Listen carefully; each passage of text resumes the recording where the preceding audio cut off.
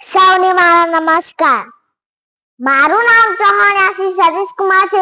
હું પહેલા ધોરણમાં અભ્યાસ કરું છું. મારી શાળાનું નામ દામોદ ફળિયા પ્રાથમિક શાળા છે. હું તમને કાલે સરસ મજાની વાર્તા કહું છું, એ તમે શાંતિથી સાંભળજો. વાર્તાનું નામ છે ચાર ચોર. ચંદ્રપુરના ગામ હતું. એ ગામમાં ઘણા બધા લોકો રહેતા હતા. ચાર મિત્રો રહેતા હતા. પહેલાનું નામ મૂળો, બીજા નામ ધૂળો, ત્રીજા નામ રૂપલો અને ચોથા નામ ડુબળો. ડુબળો નામ છે પણ શરીરે પણ ડુબળો જ છે.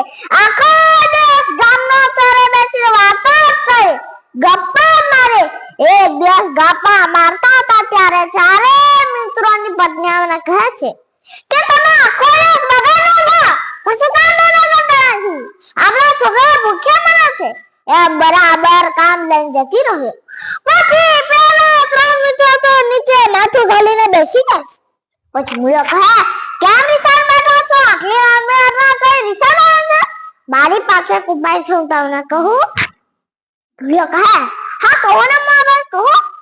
મૂળો કહે, કાલી રાતે આપણે રાધાના મહેલમાં ચોરી કરવા જવાનું છે, પછી આપણે ધનવાન બની જશું. અલ્યા મારા ભાઈ, તમારો વિચાર તો જોરદાર છે, આપણે એવું જ કરશું. પછી તો જાય છે છાના મામા લપાતા લપાતા નીલી પગે જાય છે રાજા દરબાર ઘૂસી જાય છે. પછી મૂળો કહે, ધીમે ધીમે આવજો, કઈ અવાજ ના કરતા, રાજા સિપાઈ સુતેલા છે. પછી હીરા, માણેક, મોતી, સોનાના સિક્કા, ચાંદીના સિક્કા આ બધું લૂંટી રહ્યા પાછા જંગલી માટે પડ્યા.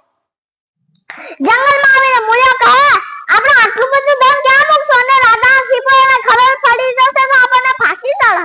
થોડા આપણે આગળ જઈને ઝાડીવાળી જગ્યા શોધી. પછી તો થોડા આગળ જાય છે ને એક ભાખડીયો કૂવો દેખાય છે. ભાખડીયા કૂવા પાસે ખાડો ખોદે છે, બધું ધન રાખી દે છે. પછી મૂળો કહે, આપણે 2 દિવસના ભૂખ્યા છે, કશું ખાધું નથી, આપણે ધનવાન બની ગયા છે. મૂળો કહે, આપણે કશું ખાધું નથી, પણ નગરમાં મીઠાઈ કોણ લેવા જશે? એટલામાં જ તો બધાને બોલે છે, હું જઈશ. મૂળો કહે, તારે શું નથી જવાનું? તારી પાસે રૂપિયા લઈ જા. પછી રૂપિયા દુબળો તો બેદાન નગરમાં મીઠાઈ લેવા જાય છે ને પાછા આવે છે. એટલામાં દુબળો બેને એવો વિચાર આવ્યો છે ને કહે છે, રૂપિયા એક વાત કહો. હા કહો ને દુબળો કહો.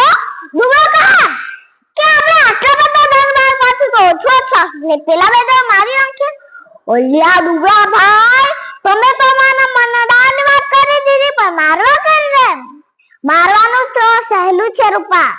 જો આજે આપણે મીઠાઈ લીધી છે અને અંદર ઝેર ઉમેરી દે, જે આપણે બીજી મીઠાઈ લેશું એ આપણે ખાઈ લેશું. અલ્યા દુબળા ભાઈ, તમારો વિચાર તો જોરદાર છે, આપણે એવું જ કરશું. પછી તો નગરમાં મીઠાઈ લેવા જાય છે અને ઝેર ખરીદે છે. જંગલમાં આવે છે અને ઝેર ભેળવી દે છે. ભેળવીને પાછા આવે છે. એટલામાં આ બાજુ મોં બેને હોય ત્યારે કાચનો પણ ધીરે ધીરે એક વાત કહો. હા કહો ને ભાઈ. મૂળો કહે કે આપણે આટલા બધા ધનવાન પાછું તો ઓછો એટલે પેલા બે માલ્યો કે અલ્યા મૂળા ભાઈ, તમે તો મને નાની વાત કરી દીધી, પણ મારવા કરી દે. આ તને મૂળો દેખાય ને મું સુધી બગે એ બધા તો મારવા કરી એમ.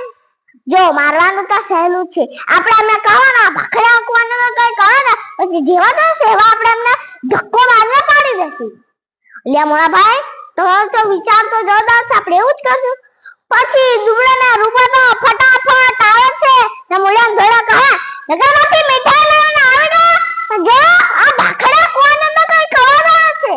પછી રૂપાના દુબળા તો નીચે માથું ઘાલીને જોવે છે અને મૂળાને ધોળો પાછળ જે આવે છે ને પગ ઊંચો કરે તો ભૂપાંગન કરતા પડે છે. બે મિત્રોના રામ રમી જાય છે અને મૂળાના ધોળો તો નગરની મીઠાઈ ખાવા બેસે છે. કેવા છે પેંડા, જલેબી, સૂતરફેણી, ગુલાબ જાંબુ કેવો છે, ચાલો ખાય. પછી તો ખાવા લાગે છે ને ધોળો તો બે હાથે ખાય છે. ખાઈને આખો બંધ થવા લાગે છે, શરીર લૂલું થવા લાગે છે, બૂમો પાડવા લાગે છે.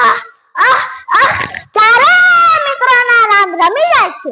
એટલે જ બચને એવું કીધું છે કે દુનિયા બગા દગાબાજી વિશ્વાસ કોનો કરીએ દુનિયા દગાબાજી રે વિશ્વાસ કોનો કરીએ તારું મારું કરવા વાળા ગયો પરવશ દુનિયા દગાબાજી રે વિશ્વાસ કોનો કરીએ આ વાર્તામાંથી એ બધું મળે છે કે દગો કોઈનો સગો નથી ખાડો ખોદે તે પડે